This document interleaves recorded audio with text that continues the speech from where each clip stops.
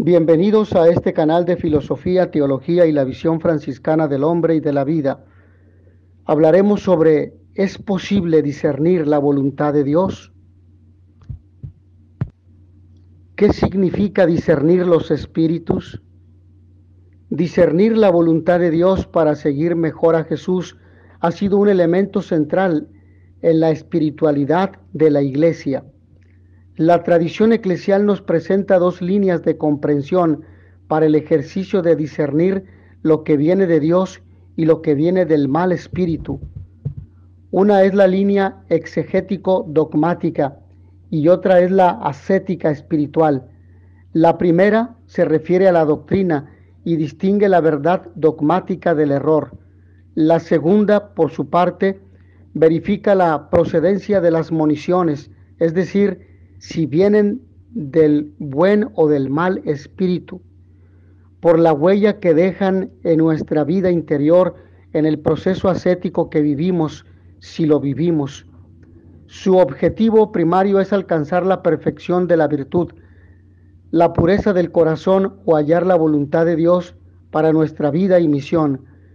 Nos estamos refiriendo a la posibilidad de descubrir lo que Dios quiere que hagamos, haciendo uso de la libertad que Él nos ha dado, pero siguiendo a los criterios que nos ha revelado en su Hijo Jesucristo, el Señor.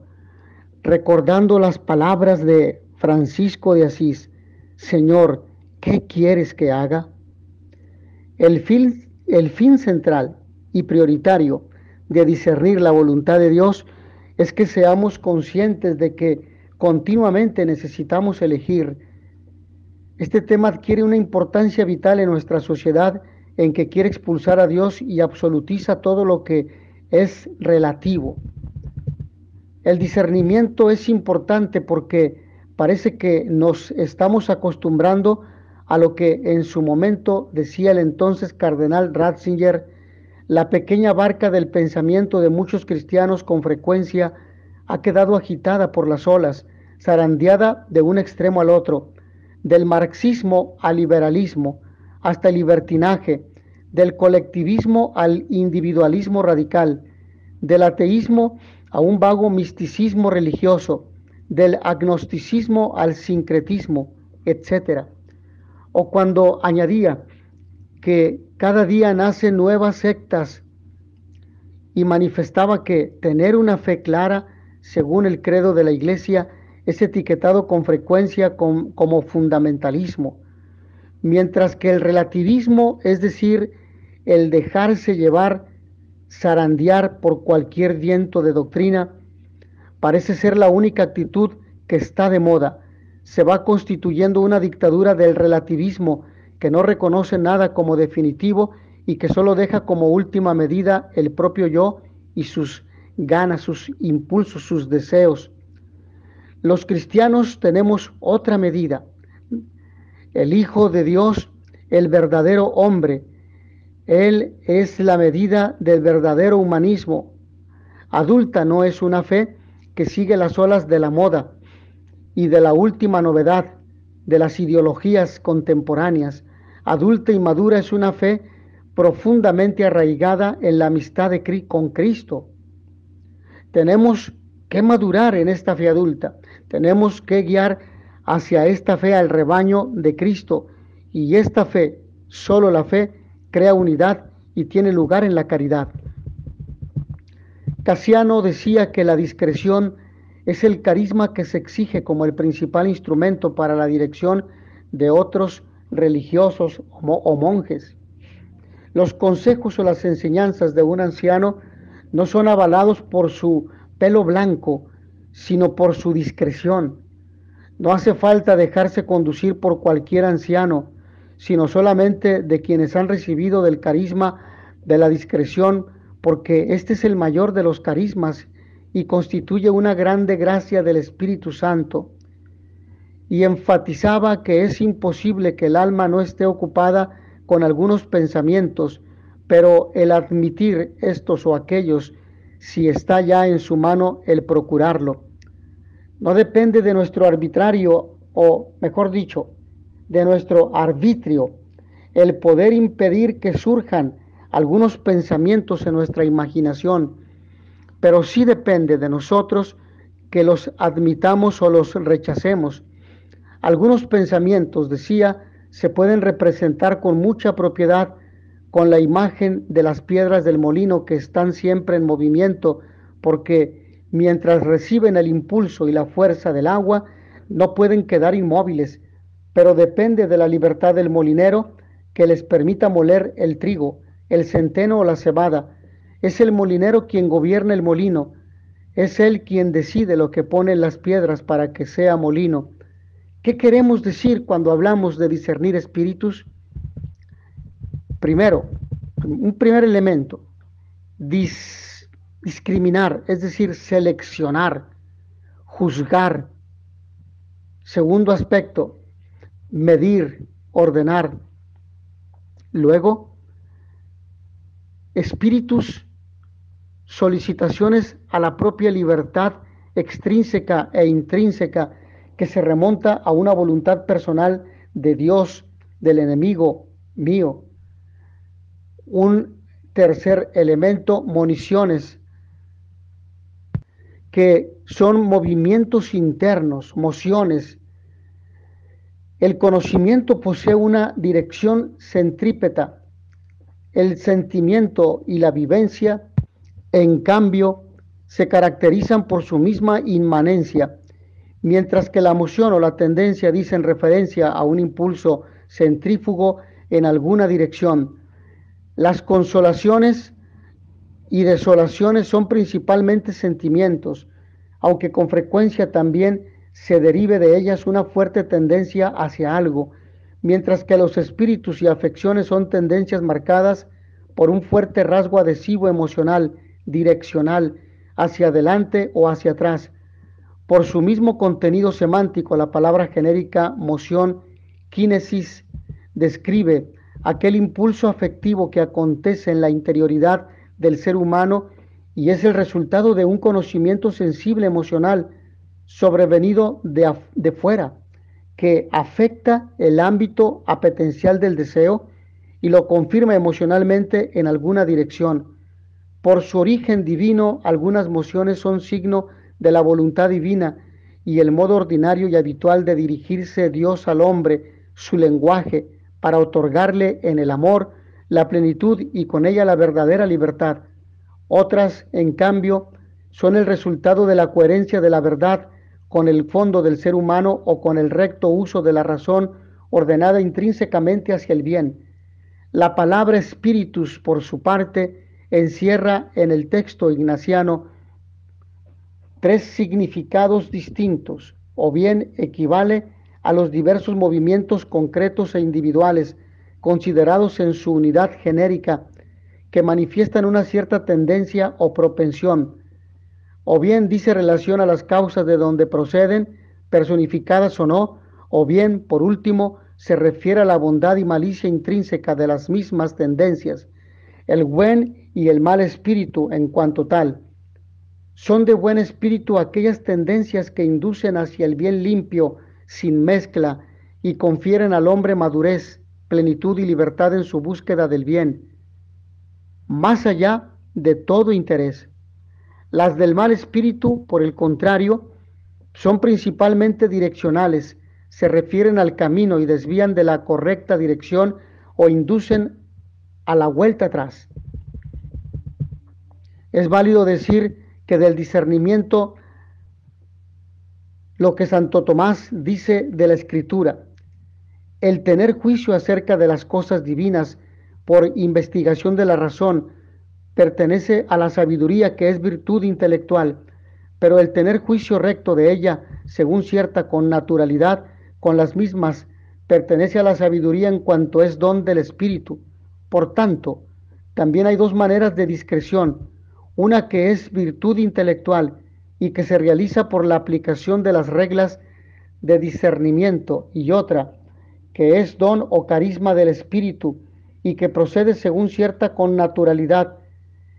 En opinión de Pedro Arrupe, discernimiento espiritual es del modo de poder elegir entre las diversas opciones concretas y descubrir la voluntad de Dios. Para Beck es dejarse dominar por el Espíritu de Jesús, en libertad, para estar en condiciones de estar, o mejor dicho, de hacer las elecciones que de continuo deben hacerse. Rossi de Gasperis afirma que es la escucha de la palabra de Dios no escrita que resuena en la iglesia y en el mundo, en cada hombre y en cada mujer, y que se manifiesta por una secreta iluminación de la conciencia.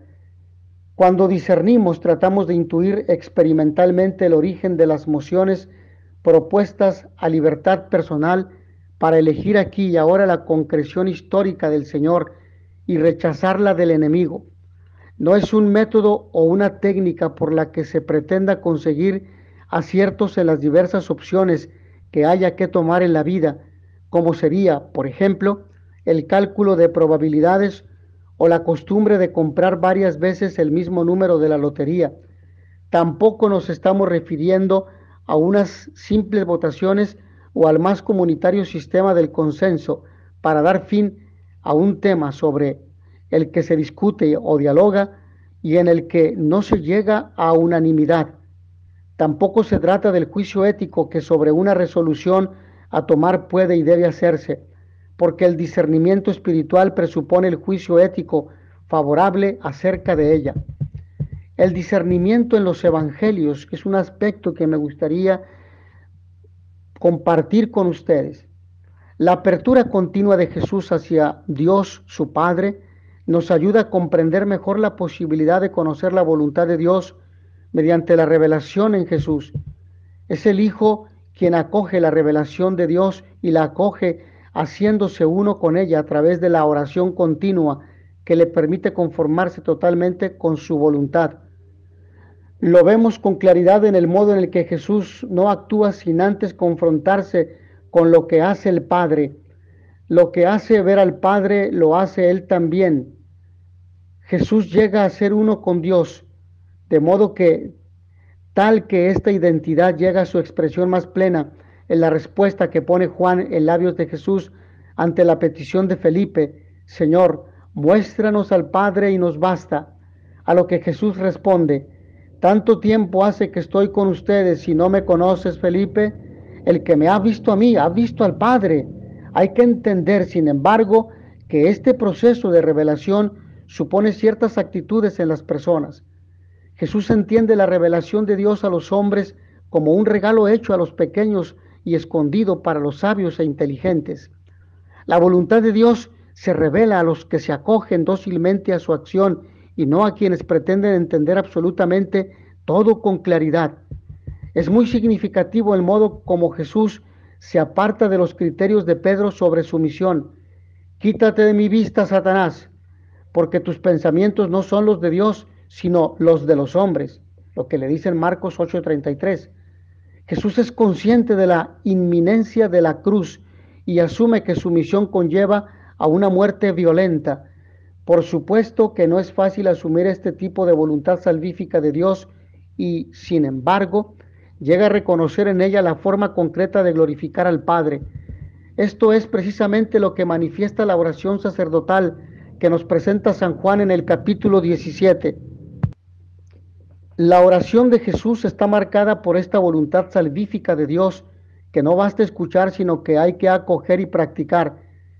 Por esto nos recuerda que no basta decir Señor, Señor, ni muchas palabras son necesarias, sino que lo más importante es el hágase tu voluntad, que repetimos en la oración del Padre Nuestro o en la oración de la agonía de Getsemaní. La oración de Jesús nos enseña en qué consiste la apertura y la disposición para conformarse con la voluntad del Padre, y no de un modo pasivo y resignado, sino de una docilidad libre para dejarse formar por la voluntad de Dios.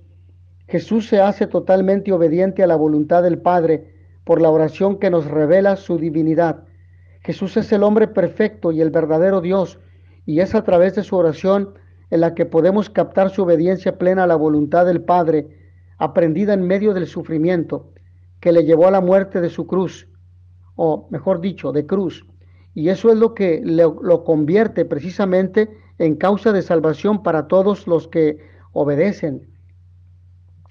De tal forma se conformó Jesús con la voluntad del Padre y de tal forma Dios conformó a Jesús con su voluntad que desde el límite de su condición humana se hizo transparencia plena de Dios, resplandor de su gloria e impronta de su sustancia.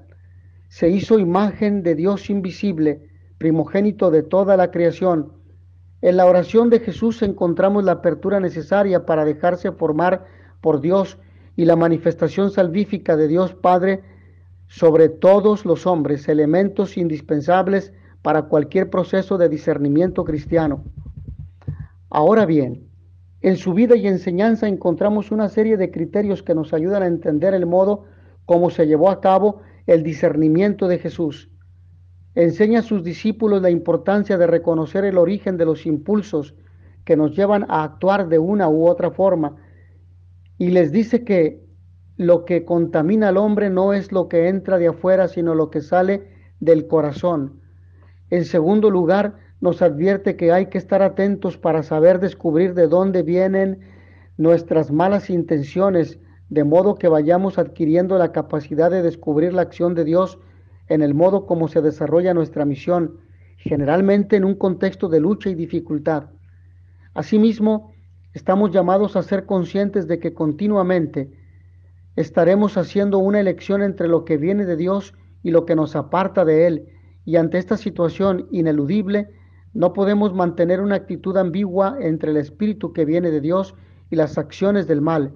Finalmente, Jesús nos ofrece criterios claros para reconocer la acción de Dios entre nosotros cuando hace referencia a la anchura del camino que se presenta sin dificultades y a la puerta estrecha que es para quienes no tienen miedo a seguirlo.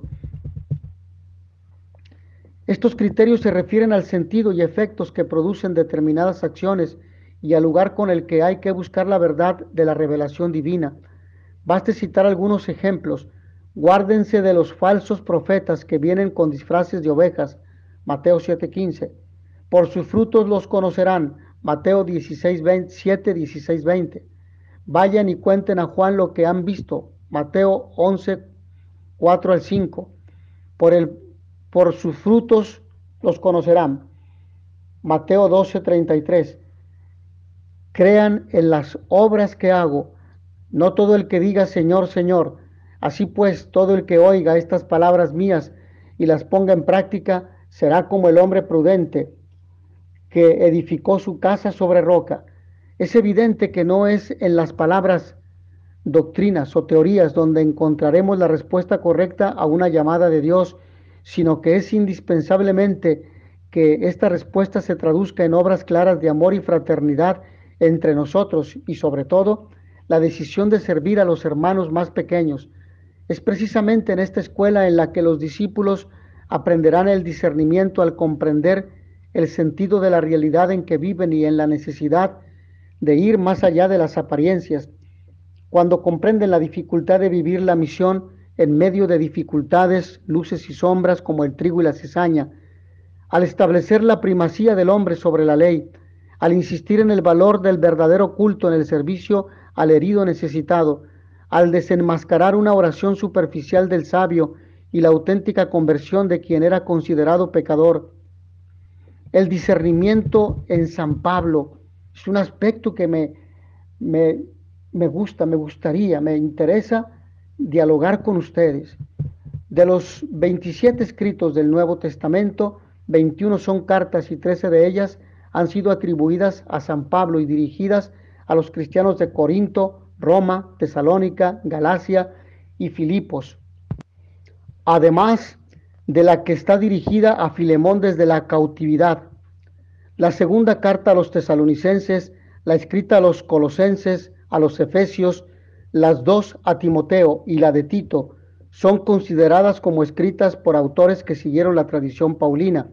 A excepción de la carta a Filemón, todas las cartas están dirigidas a comunidades y muy seguramente eran leídas en asambleas cultuales con la idea de comunicar a las comunidades cristianas primitivas la experiencia profunda del resucitado y la comunicación del carisma desde la situación concreta del hombre que ha sido transformado por Dios y para una comunidad concreta que se ha convertido por la acción del Espíritu Santo. San Pablo nos ofrece en sus cartas la nueva economía del espíritu que se contrapone a la economía de la ley, porque pone el eje del hombre en su misma conciencia iluminada y guiada por el Espíritu del Señor. El cristiano comienza a ser guiado por el Espíritu de Dios y deja atrás la ley como criterio último de su comportamiento humano. Entre los dones que menciona San Pablo aparece el de discernimiento de espíritus, en griego diacrisis neumatón, de lo que nos habla en la primera carta a los Corintios en el capítulo 12, versículos 7 al 11. Es el mismo Espíritu Santo quien concede al hombre la diversidad de dones, y en ese mismo espíritu se deben vivir de modo que hay una vinculación directa entre el don del discernimiento y el don de profecía. El primero se concede para ejercer un control sobre el segundo, y así San Pablo invita al cristiano a ejercer este don para examinar, en griego dokimasein, su propia conducta, lo que nos propone o nos presenta en la carta a los Gálatas en el capítulo 6, versículos 4 al 5. Podemos constatar su presencia en el Corpus Paulino en estos términos: examínenlo todo, dokimasete, griego, y quédense con lo bueno, lo que nos habla en la primera carta a los Tesalonicenses en el capítulo 5, versículo 21. Examínese, en griego dokimaseto, pues cada cual y coma así el pan y beba de la copa, pues quien come y bebe sin discernir diacrinón el cuerpo, come y bebe su propio castigo, de lo que nos habla en la primera carta a los Corintios en el capítulo 11, versículos 28 al 29. También dirá, examínense o examinen, dokimasontes en griego, ¿qué es lo que agrada al Señor? Efesios 5:10. San Pablo presenta este proceso como una forma de crecimiento en el amor hasta llegar a la estatura de Cristo. La comunidad ha de mostrar el amor como el criterio de su crecimiento y como la fuerza de la vida que incluye su capacidad para elegir lo que más conviene a la persona amada, es decir, a discernir la voluntad de Dios. Cuando se describe el carisma del discernimiento, encontramos algunos criterios para reconocer los espíritus sobre los cuales hay que ejercitar ese don. Y en primer lugar, se dice que el bueno y el malo espíritu se conocen por sus frutos, ya sean de la carne o del espíritu. Gálatas 5, 19 al 23. Los frutos del espíritu son los que edifican la iglesia. Primera de Corintios 2, 14 y 26. Esta acción sostiene al apóstol en su misión para comunicar el evangelio a través de señales, signos y prodigios, y le ayuda a afrontar la persecución. Otro criterio es el hecho de que su mensaje se inscribe dentro de una tradición recibida, Primera de Corintios 15, 3 al 8, y no en un mensaje personal que se quiere comunicar. Aun cuando sea muy interesante, esta tradición lo vincula con la revelación confiada a la iglesia, en la que el apóstol se reconoce y ante la cual se siente servidor y no dueño. Los dones del Espíritu también se pueden reconocer por la paz y la luz que comunican. Primera de Corintios 14:33 y Romanos 8:6, asumiendo que estas no son una simple sensación placentera, sino que se irradia en la vida de la comunidad, lo que nos dice San Pablo en la carta a los Romanos en el capítulo 14, versículos 17 al 19. Entre los frutos del Espíritu, la caridad fraterna ocupa el puesto más importante y aparece constantemente como una de las manifestaciones que confirman que es el Señor quien se está comunicando a su pueblo. La ausencia de la caridad es una señal inequívoca de que se están siguiendo los frutos de la carne, Primera de Corintios 3:3, y no es otra la razón que lleva a abstenerse de comer algo que pueda escandalizar a los hermanos. La caridad también se convierte en la fuente del discernimiento. Finalmente, Podemos decir que para San Pablo el criterio supremo de todo discernimiento es la actitud hacia el Señor, pues reconocer el señorío de Jesús es exclusivo del Espíritu Santo que actúa en nosotros. Este reconocimiento de la divinidad del crucificado es lo que lleva a Pablo a decir: pues no quise saber entre ustedes sino a Jesucristo y este crucificado. Primera de Corintios 2:2. La carta de los Romanos nos presenta una serie de condiciones para que se dé el discernimiento. Después de que Pablo ha ofrecido a sus lectores una fundamentación doctrinal de la vida cristiana, lanza una larga y profunda exhortación moral. Para el apóstol de los gentiles, la misericordia de Dios sería más que suficiente para una entrega incondicional a buscar su voluntad.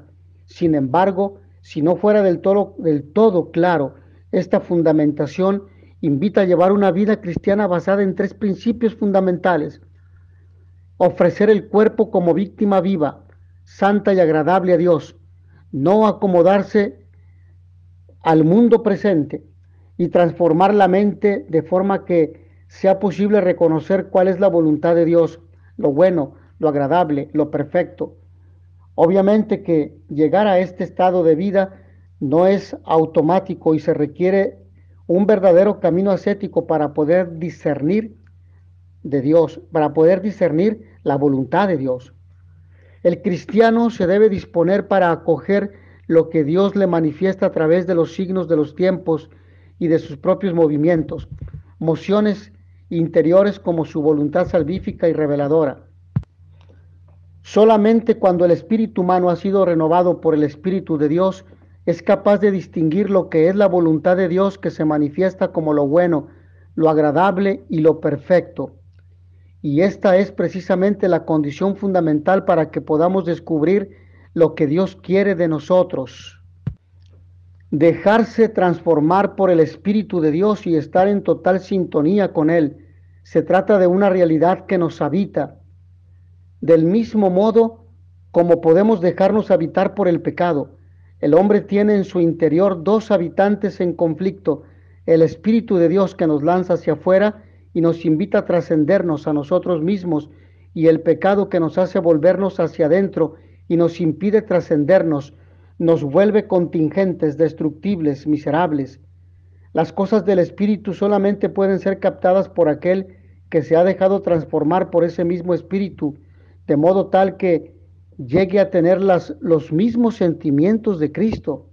Ahora bien, en el proceso de búsqueda de la voluntad de Dios, es fundamental que la persona reconozca los dones recibidos de Dios, de modo tal que pueda hacer creíble una búsqueda comunitaria de esa voluntad salvífica. No se trata de una voluntad que se revela por igual a todos los miembros, sino que es una voluntad reveladora de Dios que se enriquece con los carismas de cada uno para la edificación del cuerpo del Señor, que es la Iglesia. Y es aquí donde encontramos la dimensión comunitaria del discernimiento. El discernimiento como actividad espiritual fundamental en nuestra vida es a la vez uno y complejo, pues Dios participa como actor fundamental y el hombre en su dimensión personal. No es posible separar la santificación personal de la comunidad, porque en todo lo que hagamos encontraremos el designio salvífico de Dios, que nos ama, se comunica con nosotros y quiere que estemos dispuestos a obedecer su voluntad en nuestra vida. Dios se hace presente en el mismo acto libre y responsable de la persona que discierne, pero no es este un acto intimista o solitario, sino que la Iglesia participa en él, haciendo presente la dimensión de cuerpo, de grupo, de comunidad. La relación con el otro y con los otros es esencial para la existencia cristiana en la teología paulina y supone la negación radical de la autosuficiencia, el aislamiento o la cerrazón en nosotros mismos, nuestras ideas y formas de ser y pensar. La relación con el otro, ese otro que es ante todo Dios, en la unidad con Jesucristo, es intrínseca a la existencia cristiana y la constituye, de modo que donde no hay comunión con Jesucristo, con la Iglesia y con los demás, no es existencia cristiana. Se trata de una comunión en la que no hay ningún tipo de imposición o de absorción de unos hacia otros, sino que es absolutamente libre porque está en el proceso mismo de salvación. Para San Pablo, la comunidad cristiana no solo es como el cuerpo de Cristo, sino que efectivamente es el cuerpo de Cristo, pero como afirma Robinson, tal analogía es válida solo porque los cristianos son literalmente el organismo resucitado de la persona de Cristo en toda su realidad concreta. Pero decir que la iglesia es el cuerpo de Cristo no es más metafórico que decir que la carne del Jesús encarnado o el pan de la Eucaristía son el cuerpo de Cristo. Ninguna de esas tres realidades es como el cuerpo, sino que cada una de ellas es el cuerpo de Cristo, ya que cada una es el complemento físico y la prolongación de su misma y única persona y de su vida. Las características del cuerpo de Cristo que San Pablo presenta en los versículos 12 al 30 de la primera carta a los Corintios son las siguientes. El cuerpo es uno, tiene muchos miembros, los miembros son diversos, los miembros están distribuidos según la voluntad de Dios. Los distintos miembros se necesitan unos a otros. Los miembros más débiles son indispensables. Los miembros que nos parecen más viles los rodeamos de mayor honor. Hay solidaridad entre los miembros en el sufrimiento y en el gozo. De acuerdo con estos presupuestos se derivan algunas de las consecuencias que se siguen para la construcción de la comunidad cristiana que quiere vivir un proceso de discernimiento continuo. En primer lugar, es necesario tener en cuenta que el cristiano siempre está referido a una comunidad particular y forma parte de ella como miembro del cuerpo del Señor resucitado. Su vocación tiene sentido solamente en cuanto que se abre a una comunión más amplia de creyentes.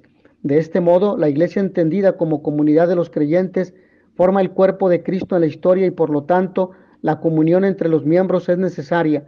La comunión se da en un movimiento recíproco de reconocimiento. Supone que los miembros no desempeñan la misma función y que no hay miembros más importantes que otros. Todos nos necesitamos mutuamente en la construcción de la comunidad, de modo tal que todos seamos capaces de reconocer el valor de nuestra persona y el valor que nuestro servicio y colaboración pueden tener en ella. Esta concepción de la comunidad como un todo vivo en movimiento y que supone el respeto a los carismas personales y a la institución hace necesario otro aspecto central que es el de la corresponsabilidad. El Espíritu de Dios habla desde todos y desde cada uno de los miembros de una comunidad, de modo que en los movimientos comunitarios cristianos también está el Espíritu señalando pistas a la iglesia. Así también debe ser escuchado y obedecido.